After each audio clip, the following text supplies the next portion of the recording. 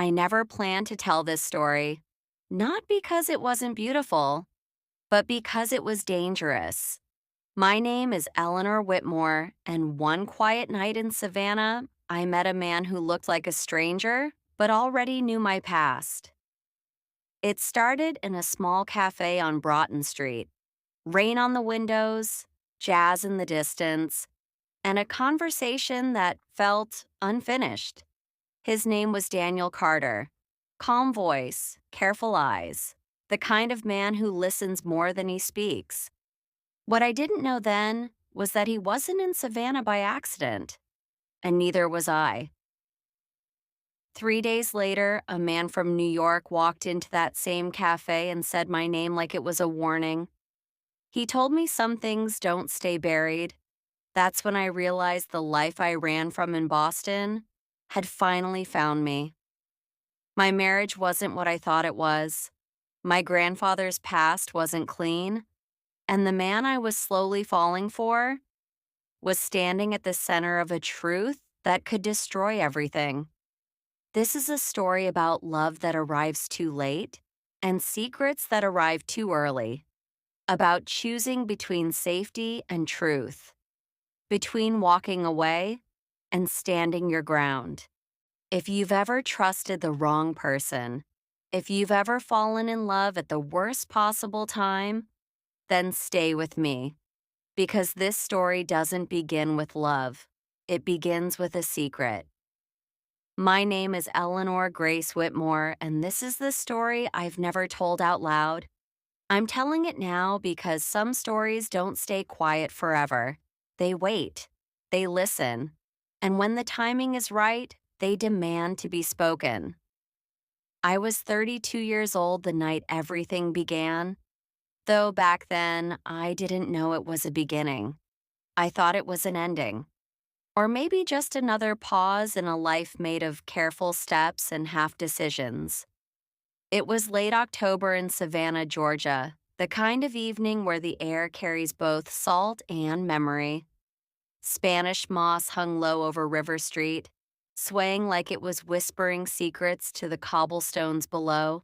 I remember the smell of roasted pecans from a nearby vendor and the soft echo of live jazz drifting out of an open bar 2 streets away. I was sitting alone inside the Magnolia Ledger Cafe, a narrow brick-walled place on Broughton Street that stayed open later than it should have. Locals loved it for the quiet. Travelers loved it because it felt like it knew things about them. The cafe had regular patrons, people with routines so consistent they felt permanent. There was Harold Bennett, a retired history teacher in his late 60s, always seated at the corner table near the window. He wore tweed jackets even in summer and ordered the same thing every night: black coffee, no sugar, no cream. Harold believed history repeated itself because people refused to listen the first time. Then there was Marianne Lopez, early 40s, owner of a boutique across the street.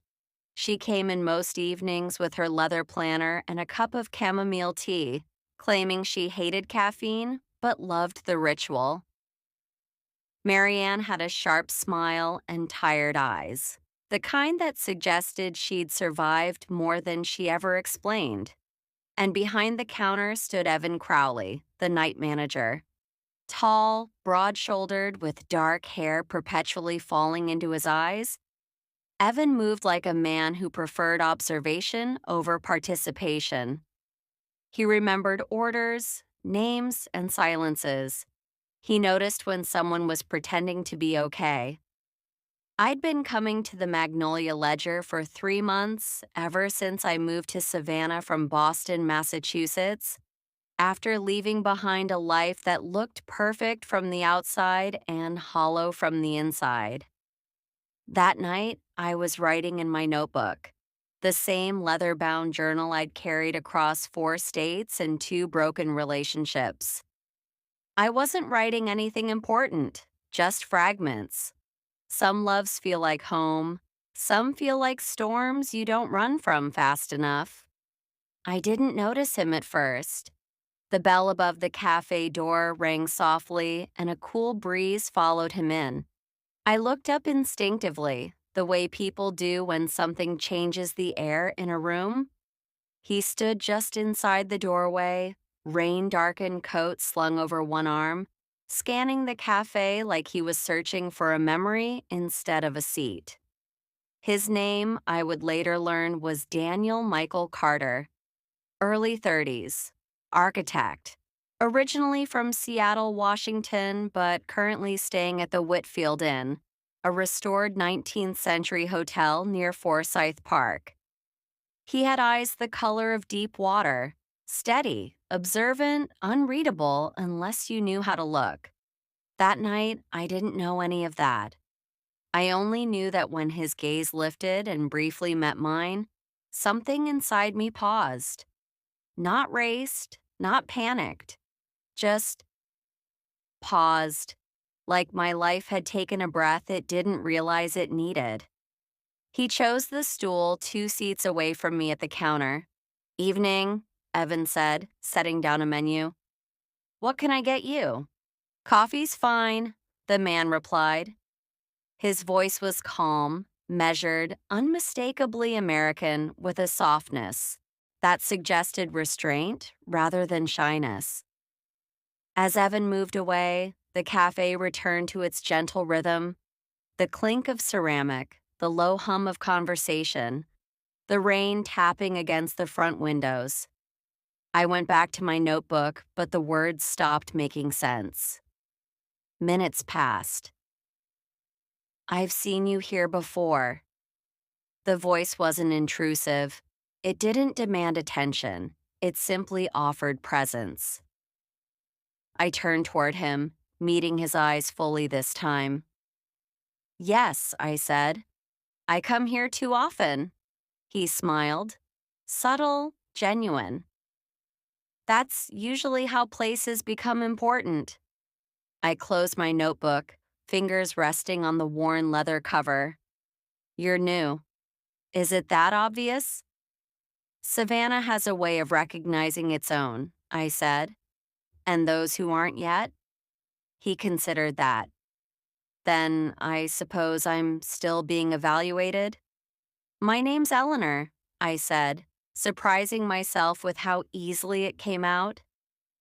"Daniel." A pause settled between us. Not awkward, not forced, just waiting. Outside, thunder rolled somewhere far off, low and patient. I didn't know it then, but this was the night my past began moving again. The night love stepped quietly into my life. Not like a grand gesture, but like a question. And I have always been weak to questions. Daniel stayed. Not in the way people sometimes linger out of politeness, glancing at their phones, bodies angled toward the exit.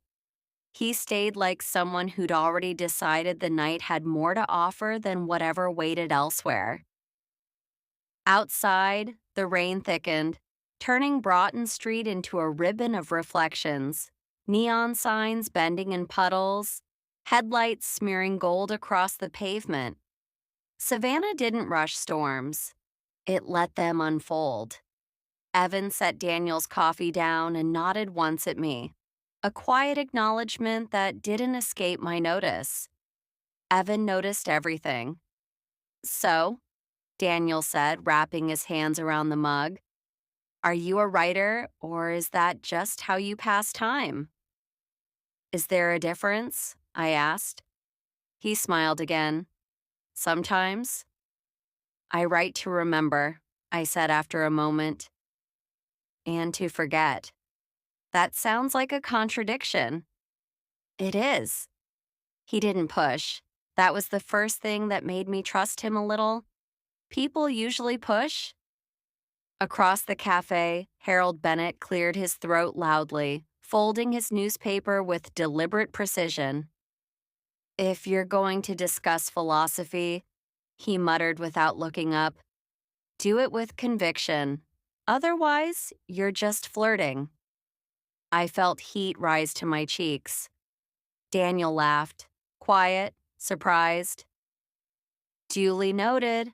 Harold finally looked over his glasses. History favors the bold, he added, then returned to his coffee. Ignore him, I said. He thinks he's a Greek chorus. He might be right, Daniel replied. Every story needs witnesses. That word, story, hung between us longer than it should have. I asked him why Savannah. He hesitated. Not long, but enough. Work, he said. Temporary. Architect, I guessed, noticing the way his fingers moved. Precise, controlled, like they were used to measuring things. Was it the hands? He asked. It was the way you looked at the building across the street instead of the people in it. His expression shifted. Not guarded, exactly, but thoughtful. Most people don't notice that. Most people don't come here to notice, I said. Outside, lightning flickered without sound. Daniel glanced toward the windows. Looks like I'm not walking anywhere tonight. You could wait it out, I offered, then immediately wondered why I'd done that. I was hoping you'd say that. The rain didn't let up. Minutes stretched into an hour.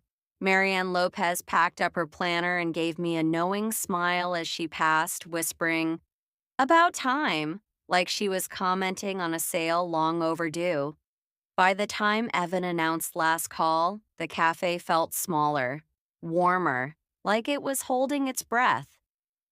I should go, I said, standing and slipping my notebook into my bag. Daniel stood too. May I walk you? I live 2 blocks away, I said. You don't have to, instead of honesty. I'm not running, I said.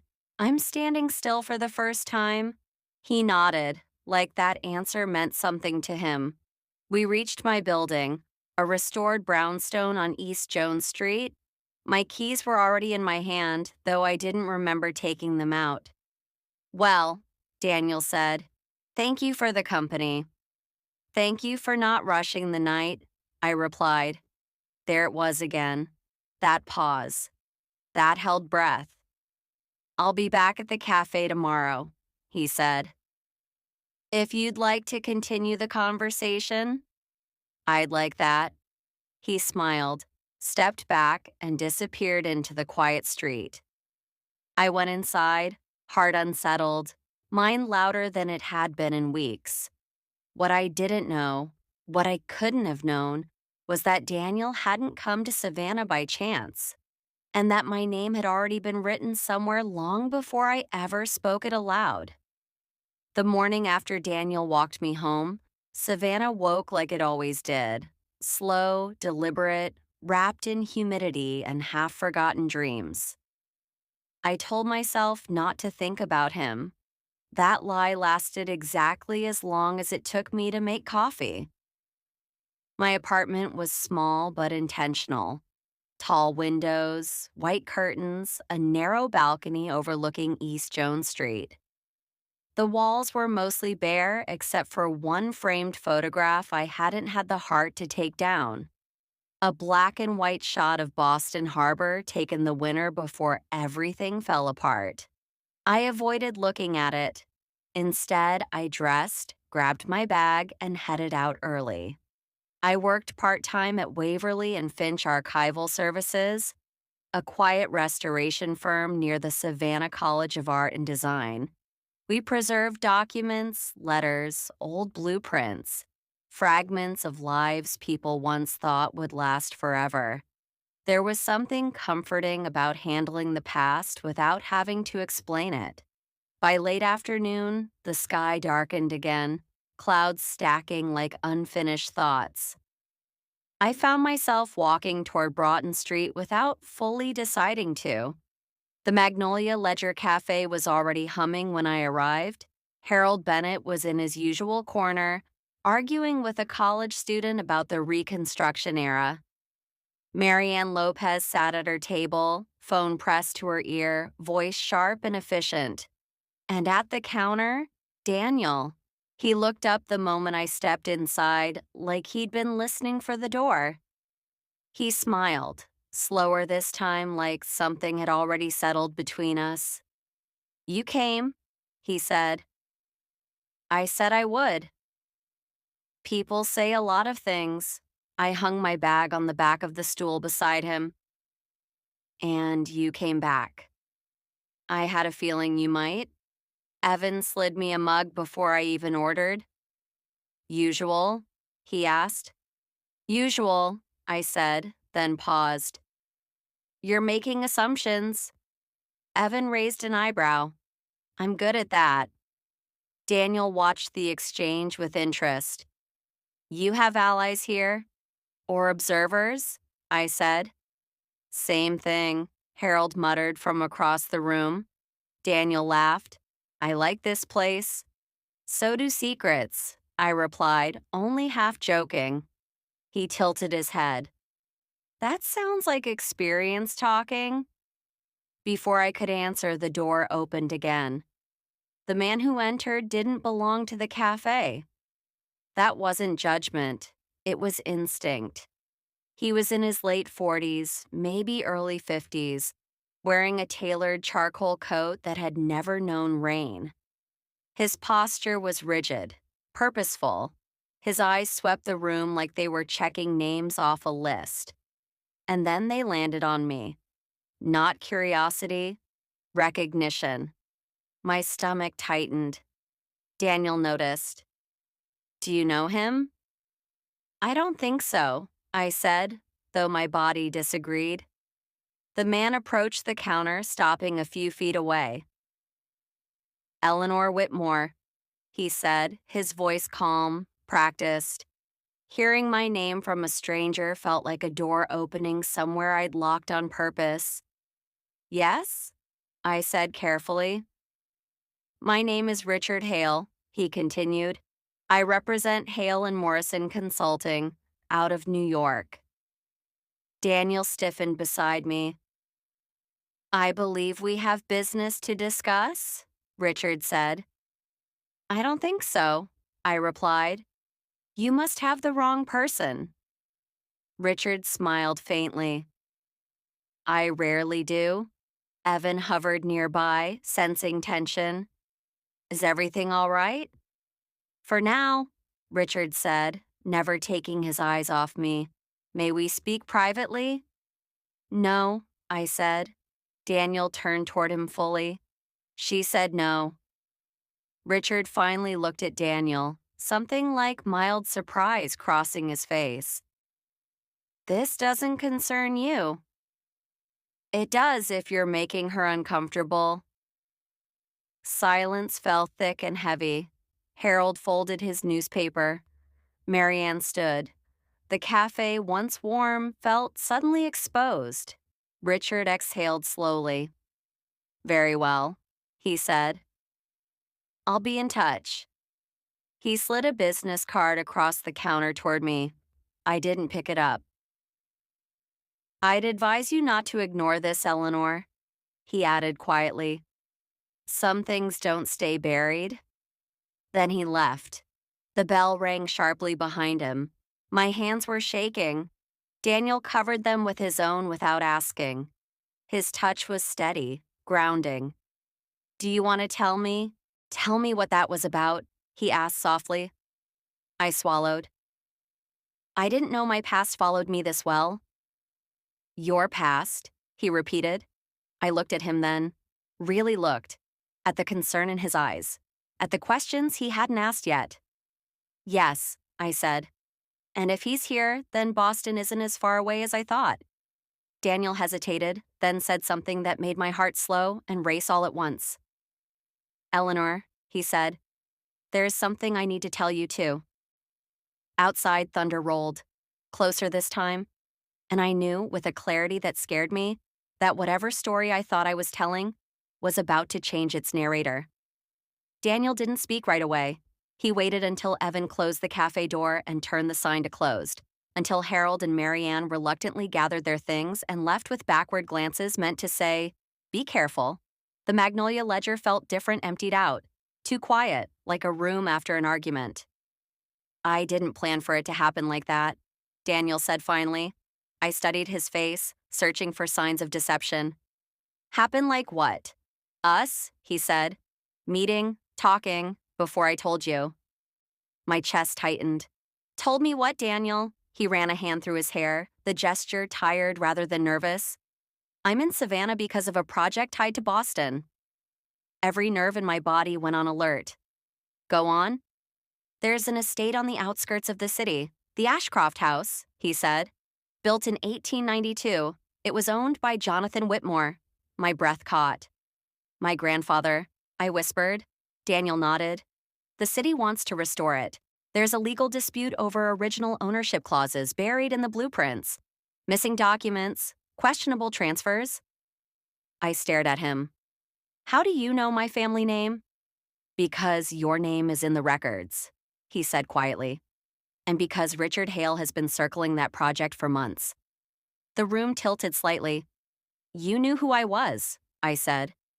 It wasn't an accusation. It was a realization. I knew of you, Daniel corrected. I didn't expect to meet you like this. I didn't expect to... He stopped himself. To what? I pressed. To care, he said. Silence stretched between us, thick with everything unsaid. Richard Hale, Boston, my grandfather's estate, my marriage. I felt 16 again, standing in my parents' kitchen the night I learned money had teeth. Thomas knew, I said suddenly. Daniel's brow furrowed. Your husband? Ex-husband, I corrected. He worked in corporate law. If there was a dispute tied to Whitmore property, he would have known. Or helped hide it. Daniel didn't deny it. That was answer enough. So Hale isn't here for me, I said. He's here for leverage. Or truth, Daniel replied. Depending on who's asking. I pulled my hands away from his and crossed my arms, not for warmth, but for distance. Then why didn't you tell me the moment you recognized my name? Because I wanted to know you first, he said. Not the file, not the history. You. My heart betrayed me by softening. Outside, rain began again. Lighter, steadier. Evan cleared his throat. I hate to interrupt whatever this is, he said, but you should know something. We both turned. That man, Evan continued, came by earlier this week asking about you. He didn't know your name then, just described you. Said you were important. A chill ran through me. How long? I asked. Long enough to be intentional. Daniel exhaled sharply. We need to be careful. We? I asked. If you'll let me help, he said. This project, it's already dangerous. Missing documents don't disappear on their own. I thought of the journals my grandfather used to keep, of the box my mother told me never to open, of how Thomas always asked questions that sounded harmless until they weren't. I have something, I said slowly. At my apartment. Daniel's eyes sharpened. What kind of something? A document, I said. Or part of one. I never understood why my grandfather mailed it to me the week before he died. We locked eyes. I think it's time I did. Outside, a car door slammed. Footsteps passed, then faded. Daniel reached for his coat. Then, we shouldn't waste time. As we stepped into the night together, I felt it. The pull, the risk, the impossible timing. Romance doesn't always arrive gently. Sometimes it arrives carrying answers you're not ready to hear. Some endings don't feel like endings. They feel like doors left open on purpose. Daniel followed me up the narrow staircase to my apartment, every step echoing louder than it should have. The building was quiet. Too quiet, like it was holding its breath along with me. Inside, I crossed straight to the old cedar trunk at the foot of my bed. My hands hesitated only once before lifting the lid. Daniel didn't rush me. Inside were letters, photographs, and one envelope, yellowed, sealed, addressed in my grandfather's unmistakable handwriting. Eleanor Grace Whitmore. Only if you are re. I never opened it, I said. I was afraid it would explain too much. Daniel stood beside me, close enough that I could feel the warmth of him without being touched. You don't have to do this alone. I broke the seal. Inside were original blueprints of the Ashcroft house, marked by hand, and a notarized letter dated nearly 40 years earlier. My grandfather had never transferred full ownership. He'd placed the estate into a family trust, hidden deliberately to protect it from corporate seizure. And beneath that, a name, Thomas Whitmore. My ex-husband had discovered the trust years ago and quietly sold partial access rights to an investment firm, Hale and Morrison Consulting.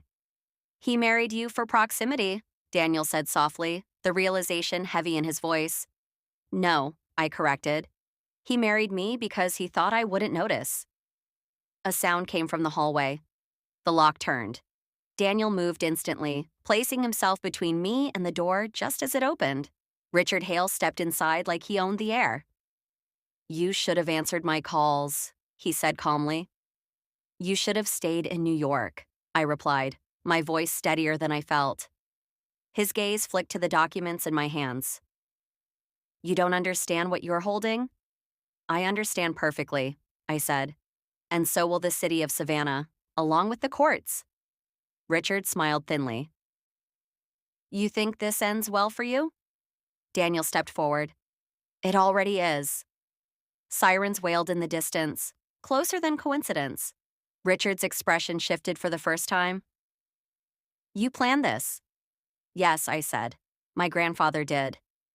Richard backed toward the door just as police voices echoed up the stairwell. He left without another word. When the door closed, the silence felt earned. Epilogue. 1 year later. The Magnolia Ledger Cafe still smelled like roasted coffee and old stories. Harold Bennett still argued with strangers. Marianne Lopez expanded her boutique to 2 locations. Evan finally took a vacation, and the Ashcroft House reopened as a historical preservation center. Its past restored, its future protected. Daniel stayed in Savannah.